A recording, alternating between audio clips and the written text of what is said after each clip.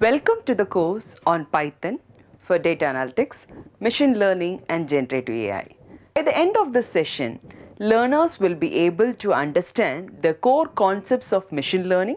In machine learning, accuracy is often the first metric we look at. But is accuracy always enough? Not really. In this session, we will go deeper. We will understand how models actually perform using the tools like the confusion matrix, F1 score, and Matthews correlation coefficient. By the end, you will be able to evaluate models more effectively and make better decisions based on real performance, not just accuracy. Let's understand something called the accuracy paradox.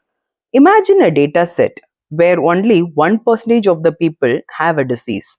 If a model predicts everything as healthy, it will still be 99% accurate. Sounds good, right? But in reality, the model is completely useless.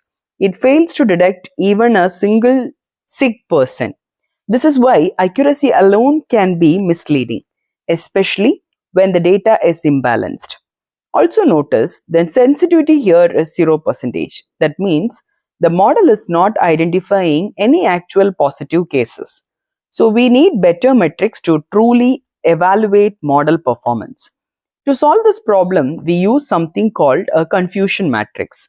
It helps us compare what the model predicted with what actually happened. There are four important parts: true, positive. The model correctly predicts a positive case. False, negative. The model misses a positive case. False, positive. The model wrongly predicts a positive case. True, negative. The model correctly predicts a negative case. This matrix gives us a complete picture of model performance, not just accuracy. Not all errors are equal. Let's understand the two main types. Type 1 error, also called a false positive, happens when we wrongly predict something as positive. For example, marking an important email as spam, the consequence is a missed opportunity. Type 2 error or false negative happens when we fail to detect something important. For example, a cancer test showing negative when the person actually has cancer. This can delay treatment and be very dangerous. So, depending on the situation, we must decide which error is more serious. In spam detection, we focus on precision. In medical diagnosis, we focus on recall or sensitivity. Now, we will learn about three important evaluation metrics: precision, recall, and specificity. Let's start with precision. Precision tells us how many of the predicted positive cases are actually correct. In simple terms, it measures the quality of positive prediction. Next is recall, also called sensitivity. Recall tells us how many of the actual positive cases the model was able to find. It focuses on capturing all real positive cases. Finally, we have specificity.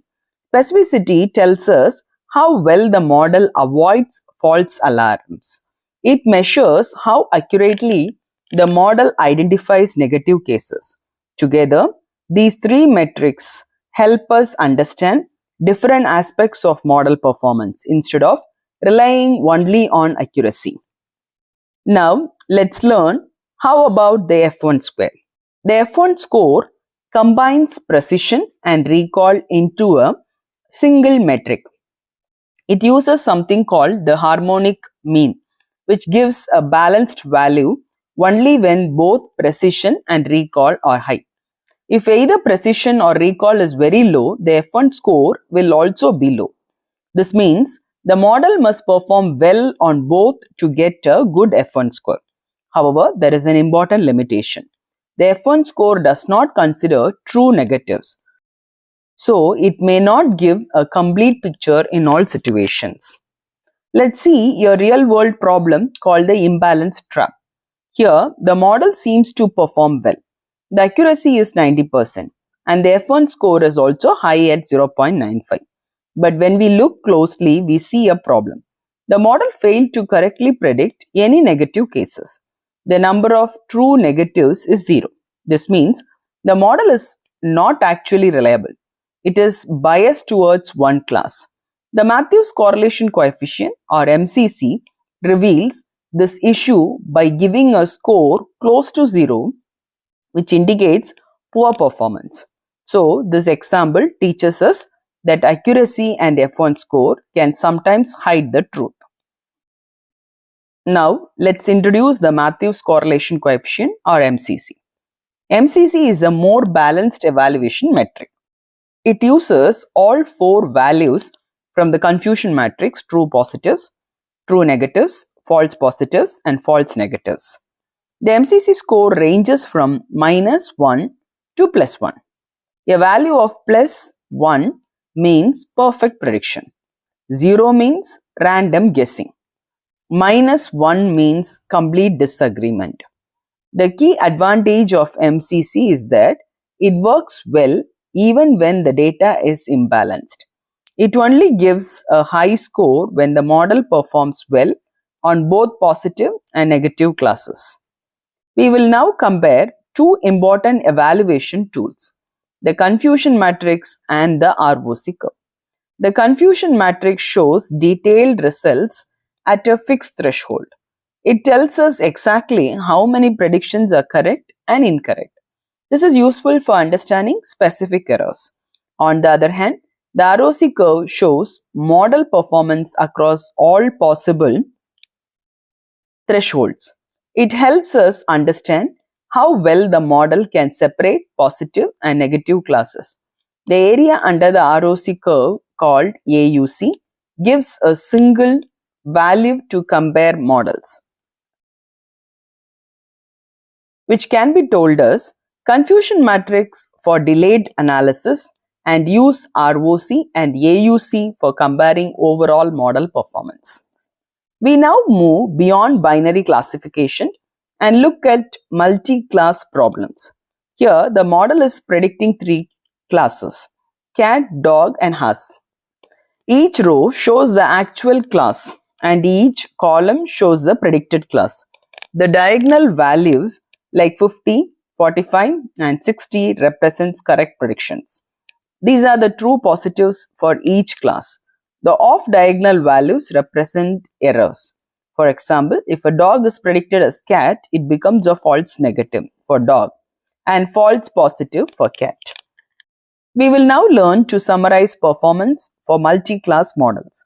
First, we have macro average. This method calculates the score for each class separately and then takes the average. It treats all classes equally, which makes it useful when we care about minority classes. Next, we have micro average. This method combines all predictions across classes and then calculates a single score. It is influenced more by the majority class and is similar to overall accuracy. So, if you want fairness across classes, use macro average. If you want overall performance, use micro average. Cohen's kappa measures how much better the model performs compared to random guessing. It considers 2 things: the actual agreement and the agreement that could happen by chance. If kappa value is close to 1, it means strong agreement. If it is around 0, the model is no better than random guessing. If it is negative, the model is performing worse than random. This makes kappa a more reliable metric, especially when evaluating classification models.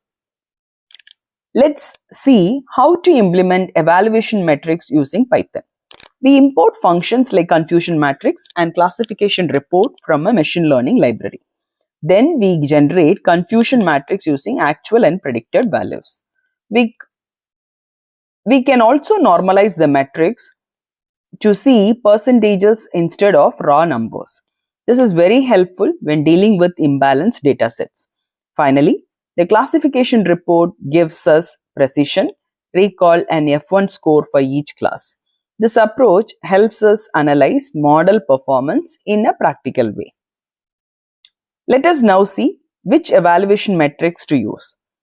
First, ask, is the data balanced? If yes, you can use accuracy or F1 score. If the data is not balanced, ask, are the both classes equally important? If yes, use MCC, which is a more reliable metrics. If not, think about the cost of errors. If false negatives are costly, like in disease detection, focus on recall. If false positives are costly, like in spam detection, focus on precision. This decision tree helps you choose the right metric based on the problem. Thank you.